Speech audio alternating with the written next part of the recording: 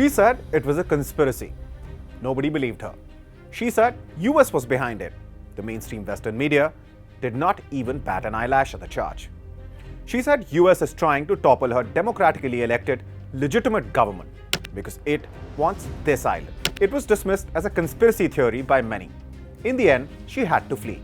The democratically elected political head of a country had to flee because the mobs in the street were baying for her blood. Her army chief cautioned her that the best choice available to her is to flee.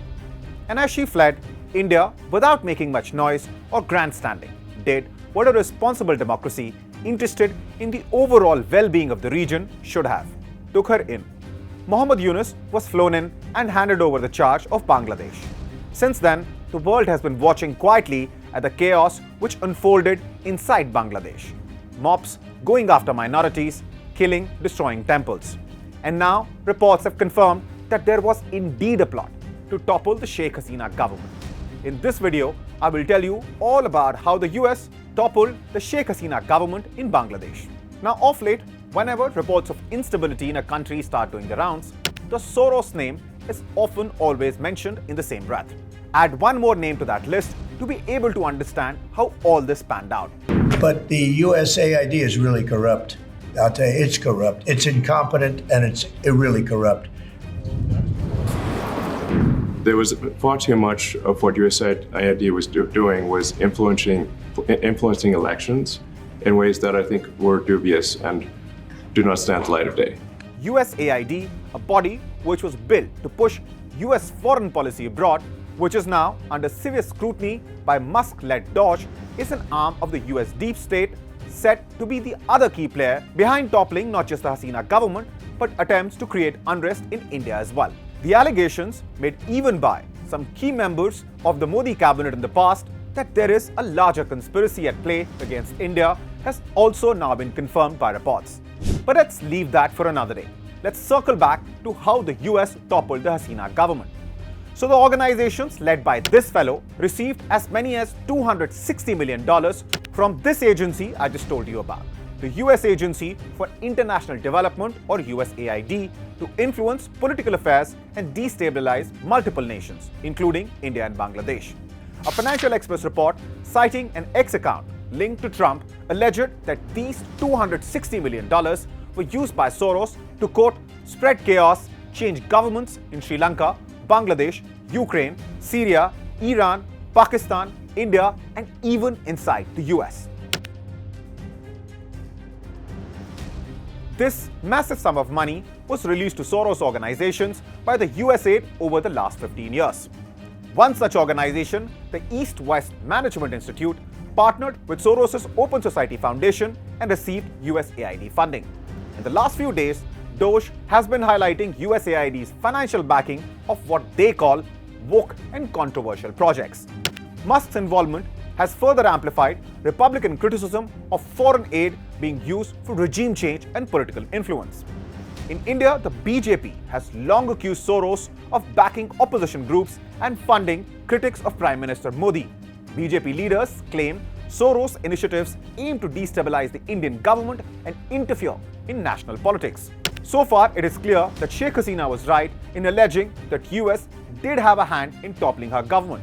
We have also told you about who did this and about the master puppeteer, that is the US deep state behind all this. Now let's talk about how, by funding groups against the Hasina government, including NGOs, quote-unquote independent journalists, civil society members among others, US toppled her government. And now, all this is hardly a matter of conspiracy. Just recently, US under Donald Trump decided to cut all funding to Bangladesh. And right after, Mohammad Yunus, who is heading the interim government in Bangladesh, rushed to Soros' son for help. Some say without the US deep state help, Bangladesh could be in deep economic trouble. Trump is unlikely to help Bangladesh, as in 2016, Bangladesh's interim government head Mohammad Yunus had termed Donald Trump's win as a solar eclipse.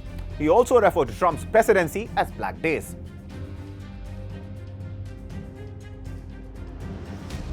The starting point of the tension between Bangladesh and the United States, which now seems to have reached its peak, came even earlier, in 2021, when the world was still grappling with the coronavirus pandemic. On December 10, 2021, the US Treasury Department imposed sanctions on the Rapid Action Battalion, or RAB, and several of its former officials in Bangladesh. The sanctions were a response to allegations of serious human rights abuses committed by the RAB, a specialized anti-crime and anti-terrorism unit in Bangladesh.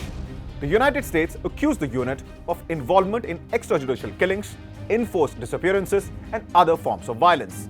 This move did not go down well with Sheikh Hasina's government, which vehemently criticized the sanctions as interference in its internal affairs and unjustly targeting its security forces.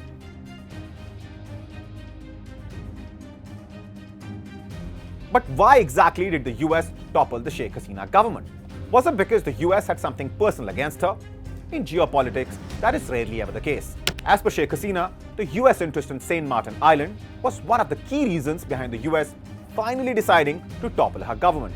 Covering just 3 square kilometers, Saint Martin Island is strategically located in a spot which would allow the US to dominate the Bay of Bengal. US wants access to it so it can counter China in the region. India obviously has not been in favor of such developments.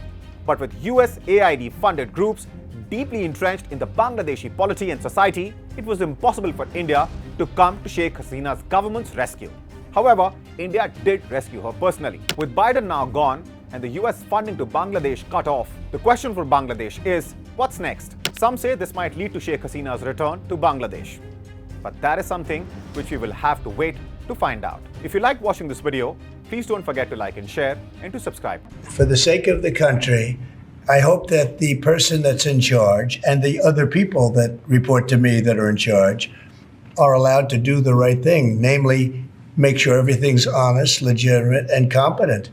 But we're looking at just, when you look at USAID, that's one. We're going to look at the military, we're going to look at education. They're much bigger areas. But the USAID is really corrupt. I'll tell you, it's corrupt. It's incompetent, and it's really corrupt.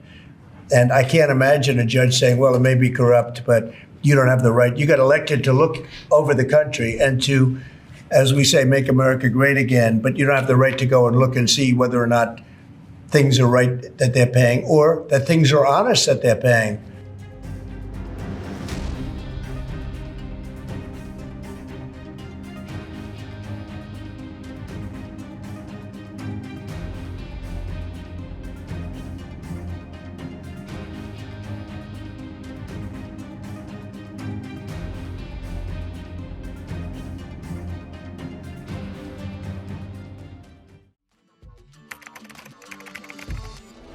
What the changes in India's population and the differential growth rates. This city has emerged. We have a very special guest on the record. The interview. The role that the US side played at that point of time. पूरी दुनिया की नजर. Assume my phone is tapped. I can probably say hello to Mr. Modi. आपके भारत पर है. Episode of Know Your Candidate.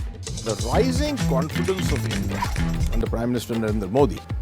Communist China is the greatest threat. There will come a day that we will see far more radical extremist. I'm still a little perplexed by why we.